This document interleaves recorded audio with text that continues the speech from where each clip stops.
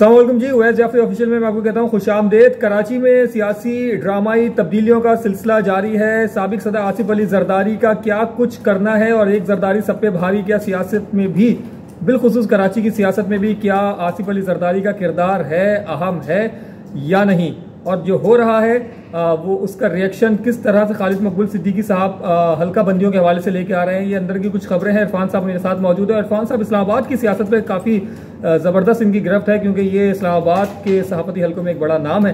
तो इरफान भाई से खान साहब के हवाले से सबसे पहले पूछना चाहूँगा, आज पार्टी रहनुमाओं का इजलास तलब किया है।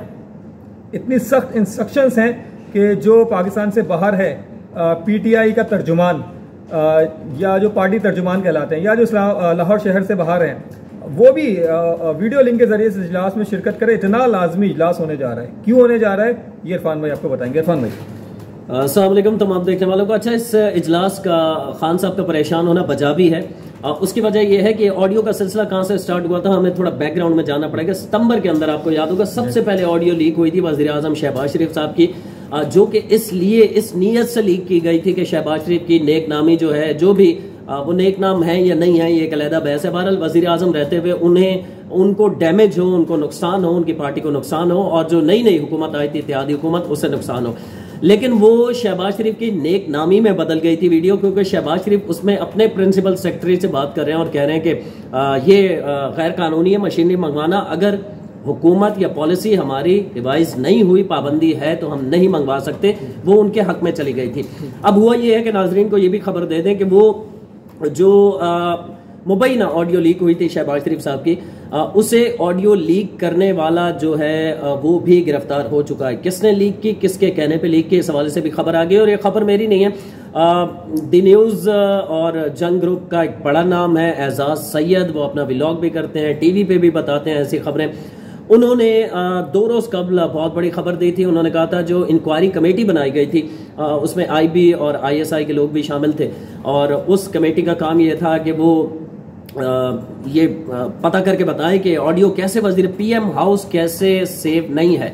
तो उसमें एजाज सैयद के बकौल के एक मेजर साहब हैं, गालिबन उनका नाम मेजर अरसलान बताया उन्होंने, उन्हें गिरफ्तार कर लिया गया है। उन्हें हिफाजती तहवील में ले लिया गया है फौज के अपने ही इदारे ने, उन्हीं के इदारे का बंदा है। तो मुमकिन तौर पर अब उसका कोर्ट मार्शल होता है, नहीं होता, इस हवाले से इंफॉर्मेशन उन्होंने नहीं दी। अलबत्ता उन्होंने कहा है कि उसकी गिरफ्तारी अमल में लाई गई है। उसने एक्सेप्ट कर लिया था चंद दिनों बाद ही, जब इंक्वायरी शुरू हुई थी। उसने कहा था कि ये मैंने ऑडियो की थी, और जब उनसे पूछा गया कि ऑडियो आपने रिकॉर्ड क्यों की थी, तो उन्होंने कहा था कि वो जो आखिरी वक्त में भावलपुर में थे और जिन्होंने जाते जाते वक्त से पहले रिजाइन कर दिया, फैज हमीद साहब, मुबैना तौर पर मुझे उन्होंने कहा था ये ऑडियो रिकॉर्ड करने को। इवन के एजाज सैयद की खबर के मुताबिक कि मोबाइल भी उन्होंने मुझे ये दिया था कि इसके थ्रू आप ऑडियो रिकॉर्ड करें। अब खान साहब की जहां तक ऑडियो का मामला है, खान साहब की जब पहली एक आध ऑडियो आई थी तो उसमें एक तरीका वारदात ये अपनाया था। चूंकि सोशल मीडिया के ऊपर PTI का प्रोपागंडा पूरी दुनिया में इस वक्त सबसे स्ट्रांग है। मैं पाकिस्तान नहीं कहूँगा, पूरी दुनिया में। मैं अक्सर कहता हूँ कि हिटलर के जो मामलात थे माजी के, जो हम सुनते हैं, उस वक्त सोशल मीडिया तो नहीं था, अलबत्ता प्रिंट मीडिया था और दीगर ज़राए होते थे, शोरा के थ्रू और मुख्तलिफ ज़राओं से एक से ज़रिए से दूसरी जगह खबर पहुंचाई जाती थी। वो प्रोपागंडा इतना स्ट्रॉन्ग था कहते हैं, लेकिन हमने अपनी ज़िंदगी में जो देखा है वो PTI से अच्छा प्रोपागंडा कोई नहीं कर सकता। तो PTI ने उस वक्त इमरान खान की फौज जफर मौज जो एक बैठी है यूट्यूब पर और सोशल मीडिया ट्विटर के ऊपर, जिनके बोर्ड्स वगैरह हैं, एक ट्वीट को 500 ट्वीट्स और 5000 और 5 लाख हो जाते हैं रीट्वीट्स। उन्होंने ये किया था कि ये फेक है, ये फेक है, ये ऑडियो फेक है, फेक है। अब फेक कहने वालों को भी समझ में आने लग गई है कि हम कितना फेक कहेंगे, कितना बचाएंगे, अब बचाना मुमकिन नहीं है। तो खान साहब को लगा जो लास्ट 1-2 ऑडियो आई हैं उस हवाले से डिफेंड नहीं किया। असल में डिफेंड खान साहब की पार्टी तर्जुमानों ने नहीं किया, बल्कि वो तर्जुमान जुल्फी बुखारी साहब की आई है और जो ऑडियो खान साहब की खुद आई है मुबैना तौर पर जुल्फी बुखारी या उनकी साबका खातून अमलिया जो भी है, वो PTI के तर्जुमान जो है वो पब्लिक के अंदर डिफेंड नहीं कर सके। ये खान साहब का, खान साहब असल में कह रहे हैं कि PTI के तर्जुमान यानी PTI पार्टी के तर्जुमान डिफेंड नहीं कर सकते, नहीं कर सके। लेकिन मैं कह रहा हूं कि खान साहब का जुमला इस तरह दुरुस्त है कि तर्जुमान वो जिनको कह रहे हैं, जो अपने आप को बहुत सारे यूट्यूब पे बैठ के साफ ही कहते हैं, वो भी तो पीटीआई के तर्जुमान है ना, वो डिफेंड नहीं कर सके। ये बात सही है, या उन्होंने डिफेंड करना मुनासिब नहीं समझा कि हम भी शर्मसार हो रहे हैं। तो खान साहब इस हवाले से काफी सीख पाए। और इसके बाद खान साहब जो है आज उन्होंने फिर एक बहुत बड़ा यूटर्न लिया। खबर मेरे सामने खुली थी, अभी मेरी नजर पड़ी तो बड़ा हैरत भी हुई। खान साहब 2-4 दिन पहले कह रहे थे, एक बयान सामने आया था कि मौजूदा आर्मी चीफ साहब जो है वो बिल्कुल न्यूट्रल चल रहे हैं, उनका सियासत में इंटरफेरेंस नहीं है और हम चाहते हैं कि वो इसी तरह चले और इलेक्शन जो है वो फेयर होने चाहिए। आज खान साहब ने कह दिया है कि एस्टेब्लिशमेंट में अब भी जनरल रिटायर्ड बाजवा साहब का सेटअप मौजूद है।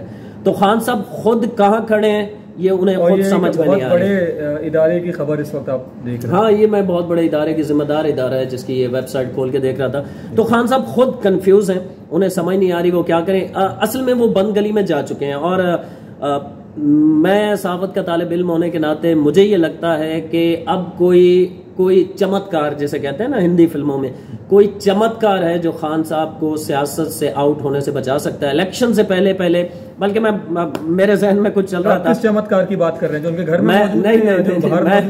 मैं वीडियो बहुत तवील हो जाएगी। एक जावेद चौधरी साहब का एक कॉलम भी है, उस पर भी बात करना मकसूद था, लेकिन वो बहुत तवील हो जाएगा। हम अगले व्लॉग में कोशिश करेंगे। असल में है ये कि चमत्कार मैं इसलिए कह रहा हूँ, कोई ऐसा हो जो खान साहब को नाअहली से बचा सके। उसकी वजह ये है कि खान साहब मुकम्मल तौर पर नजर आ रहा है कि सियासत से आउट हो चुके होंगे। नया साल लगा है, इस नए साल का जब 2023 का अख्ताम हो रहा होगा तो अल्लाह पाकिस्तान पे अपनी रहमत कायम रखे और खैर खैरियत से हम इंशाल्लाह आगे बढ़ जाएं। तो बहुत सारी तब्दीलियां आ चुकी होंगी सियासत में इलेक्शन से पहले। उसमें मुबैना तौर पर जो एक नरम गोशा है अदालतों के अंदर खान साहब के लिए, वो खत्म हो चुका होगा। अदालती सरबराह जो है एक ऐसी शख्सियत आ चुके होंगे जिनके माजी पे कभी कोई बात तक भी किसी ने नहीं की, अलबत्ता जिन्होंने की उन्हें खुद शर्मिंदगी का सामना करना पड़ा। फिर खान साहब लग यही रहा है उन्हें को मुआवजा चमत्कारी बचा सकता है, वो नाअहल हो चुके होंगे। पीटीआई के बहुत सारे लोग, ये वीडियो को चाहें तो आप ये डेट के साथ रख लीजिए और अगले साल तक कोई अगर रखना चाहे तो। मैं पेश गोई कर रहा हूँ, मैं कोई ज्योतिषी नहीं हूँ, अपना इसे कहें तजिया कहें या जो भी कबूल करें। तो बहुत सारे पीटीआई के लोग होंगे जो मुख्तलिफ सियासी जमातों के बगलों में घुस चुके होंगे। बहुत सारे पीटीआई के वो लोग जो चेयरमैनशिप चाहते हैं और आस में हैं, और कोई और चेयरमैन अगर बन जाता है और पीटीआई बाकी रहती है तो उनकी आस टूटती है, तो वो भी जुदा हो चुके होंगे। आपको पता है मैं किन की तरफ इशारा कर रहा हूँ, ये सबको समझ आ रही होगी। तो खान साहब जो हैं वो 2 सूरतें हो सकती हैं। खान साहब एक सूरत या वो जेल में होंगे और दूसरी सूरत या वो मुल्क से बाहर होंगे, क्योंकि इसके अलावा कोई सूरत नजर नहीं आ रही। खान साहब ने आज कहा है कि मैं मुल्क से बाहर नहीं जाऊंगा। अच्छा, ये रहमो गुमान में भी नहीं था कि कोई ऐसा मौका था कि ऐसा स्टेटमेंट आई है। ऐसा स्टेटमेंट क्यों आया? जहन साजी हो रही है? नहीं, ये धमकी उस वक्त होती है जब आपके ऊपर कुछ बीती ना होती। अभी तो आप तो 15 दिन के लिए कभी जेल में ही नहीं गए, तो आप कैसे कह सकते हैं? आसिफ अली जरदारी को आपने 11 साल जेल में रखा, उसने तो नहीं कहा मैं सारा कुछ साइन करके बाहर निकलने के लिए तैयार हूँ, मुल्क से सियासत ही छोड़ने के लिए तैयार हूँ। तो खान साहब अगर जेल में 6 माह गुजार लेते हैं और वो कहते हैं कि मुझे जेल में ही रखें और मैं बाहर नहीं जाना चाहूंगा, तो फिर ये उनकी बात दुरुस्त मानी जाएगी। ओके, आसिफ अली जरदारी साहब, और किसी आए पाए हम नहीं जाएंगे कि किसका किरदार है, क्या मामला चल रहा है, जो भी है, गवर्नर सिंह साहब की क्या कोशिश है। आसिफ अली जरदारी और कराची की सियासत, कुछ इशारे मिल रहे हैं आपको? देखें, 2 चीजें हैं अवैस भाई। हम साथ काम करते हैं, तकरीबन 1 साल से ज्यादा हो गया हमें एक साथ इदारे में काम करते हुए। मुझे अगर किसी नए इदारे में, किसी नए टीवी चैनल में, जहां आप भी नए हो मैं भी नया हूं, मैं किसी नए आदमी के साथ ज्यादा कंफर्ट काम करना फील करूंगा या आपके साथ? मेरे साथ। ठीक है, तो इसलिए आसिफ अली जरदारी का ये बहुत बड़ी खबर दे रहे हैं आसिफ अली जरदारी साहब की ये पॉलिसी है जो समझ में आ रही है। इंफॉर्मेशन नहीं है, हमारी ऑब्जर्वेशन है, जो हम ऑब्जर्व कर रहे हैं कि एमक्यूएम उनकी जानी पहचानी है। एमक्यूएम के साथ वो माजी में बहुत अच्छे रिलेशन में काम कर चुके हैं। इख्तलाफात होते रहे, लेकिन कुछ करने वालों ने किए, उसमें वो आज देखें उनका अंजाम, उनकी सियासत ही खत्म हो चुकी है जिन्होंने इख्तलाफात पैदा किए, चाहे वो एमक्यूएम की तरफ से हो या चाहे पीपल्स पार्टी की तरफ से हो। वजीर दाखिला भी थे आपके इल्म में।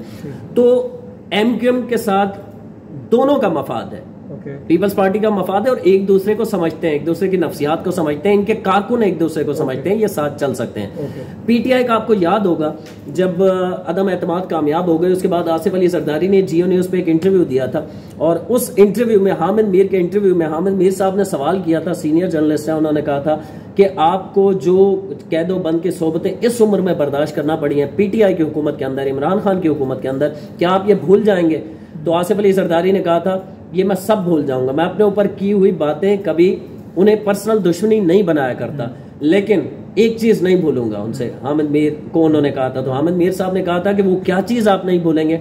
उन्होंने कहा था कि रात को 12 बजे मेरी बहन फरियाल तालपुर साहिबा को हॉस्पिटल से गिरफ्तार करवाया था और वो गिरफ्तार किसी और ने नहीं, इमरान अहमद खान न्याजी के कहने पे गिरफ्तार किया गया था, वो मैं नहीं भूलूंगा। तो अब आपको समझ में आ रही होगी सिचुएशन किसी सूरत, देखिए कराची में या पीटीआई है या एमक्यूएम है। इसके अलावा पीपल्स पार्टी अपना उसका स्टेक होल्डर कराची के अंदर नहीं है। इसी तरह जमात इस्लामी को इस लेवल पे सीटें नहीं ले सकती कि वो कुछ सूरत हाल यहाँ बदल दे। तो कराची के अंदर 2 ऑप्शन है, अगर आपके पास वही है ना ऑप्शन, आपके साथ मैं काम करना चाहूंगा या एक नए कोलीग के साथ, तो जाहिर है मैं आपके साथ करना चाहूंगा, मैं आपके मिजाज को समझता हूँ, आपके साथ काम करने में मैं कंफर्टेबल हूँ। तो पीटीआई या एमक्यूएम, जरदारी साहब के पास क्या ऑप्शन है? एमक्यूएम। तो एमक्यूएम के साथ जाना पसंद करेंगे, हर हाल में उन्हें सपोर्ट भी करेंगे। तो कैसी एमक्यूएम पाकिस्तान पीपल्स पार्टी को सूट करती है? कमजोर एमक्यूएम, एक पुख्ता एमक्यूएम, एक माजी की एमक्यूएम? ये कुछ कहना कबल वक्त होगा। जाहिर है जरदारी साहब जो हैं वो एक मंझे हुए सियासतदान हैं, वो एमक्यूएम को साथ तो चलाएंगे लेकिन अपनी कमजोरी कभी भी उनका, वो कहते हैं ना कोई ऐसा कोई ऐसी वो धागा या ऐसा कपड़े का वो उनके हाथ में नहीं देंगे जिसे वो खींचते जाएं और पूरा जो है वो कमीज ही खुल जाए। तो जाहिर है वो समझदार आदमी है, मैच्योर सियासतदान है, वो तो एमक्यूएम को साथ चलाएंगे। शहबाज शरीफ वजीर आजम पाकिस्तान की जानिब से कोई वक्त आता है और एमक्यूएम के मुतालबात मंजूर हो जाते हैं हल्का बंदियों के, ख्वाबी ख्याली बातें हैं या? देखिए हल्का बंदियां फरमाइशों पे नहीं हुआ करती, हल्का बंदियां काम होता है इलेक्शन कमीशन का, ये उसके इख्तियारात हैं, वो अपने ताई तय करे। वो अलग बात है कि हमारी सूबाई जो इलेक्शन कमीशन का अमला होता है या सूबाई इलेक्शन कमिश्नर्स होते हैं सूबे की सतह पर, वो चूंकि उस हुकूमत के जेर असर होते हैं तो प्रेशराइज्ड हो जाते हैं, बाज़ों का दोस्तियां होती हैं, बाज़ों का प्रेशराइज्ड हो जाते हैं, बाज़ों का लालच में आ जाते हैं, जिसकी वजह से वो सूबाई हुकूमत के कहने पे उनकी अगर 50% मतलब 100% नहीं तो 50, 30, 40% ही सही उनकी मान लेते हैं, यार कुछ ले दे कर लें, ये हल्का बंदी हमारे हक में कर दें, तो ये मुमकिन हो सकता है। लेकिन पहले हल्का बंदियां हुई, अब एमक्यूएम के कहने पर दोबारा अगर इलेक्शन कमीशन को ऑर्डर कर भी दे, वजीर आजम कह दे आप हल्का बंदियां दोबारा करें, तो इलेक्शन कमीशन एक आईनी इदारा है, वो अपने कानून के अंदर रहते हुए काम करेगा। अगर वो कह देते हैं कि हल्का बंदियां जो हमने की वो दुरुस्त हैं, हम दोबारा नहीं करना चाहते, तो आप क्या करेंगे? इन शॉर्ट आने वाली हुकूमत में एमक्यूएम का एक बड़ा किरदार पाकिस्तान पीपल्स पार्टी के साथ मिलकर नवाज लीग के साथ, सही? एमक्यूएम का किरदार को बिल्कुल माइनस करना मुमकिन नहीं है। उसकी वजह यह है कि एमक्यूएम का किरदार अगर आप माइनस नहीं करते तो फिर पीटीआई का किरदार, और पीटीआई का किरदार इस वक्त पीडीएम की किसी जमात को काबिल कबूल नहीं है, क्योंकि जो 4.25 साल किया गया इस मुल्क के कानून के साथ, इस मुल्क के इदारों के साथ, इस मुल्क के मतलब जबान से लेकर अमली तौर पर हर किस्म का मईशत तक नुकसान पहुंचाया गया है, तो कौन सी जमात चाहेगी कि पीटीआई दोबारा चले? बहुत शुक्रिया इरफान भाई। कोशिश की थी कि कुछ ऐसी चीज़ें जो अब तक डिस्कस नहीं हुई वो सामने आ जाए। बिलावल भुट्टो जरदारी अक्सर कहते हैं कि व्हाइट हाउस में कोई साजिश नहीं हुई बल्कि बिलावल हाउस में साजिश तैयार की गई इमरान खान को इक़्तिदार से हटाने के लिए, और अब इमरान खान का इक़्तिदार में आने से जो रास्ता रोकने के लिए भी जो कोशिशें हो रही है, वो उम्मीद है कि इस तनाजुर से भी आपको कुछ हद तक समझ में आई होंगी। अपना बहुत ज़्यादा ख्याल रखिएगा।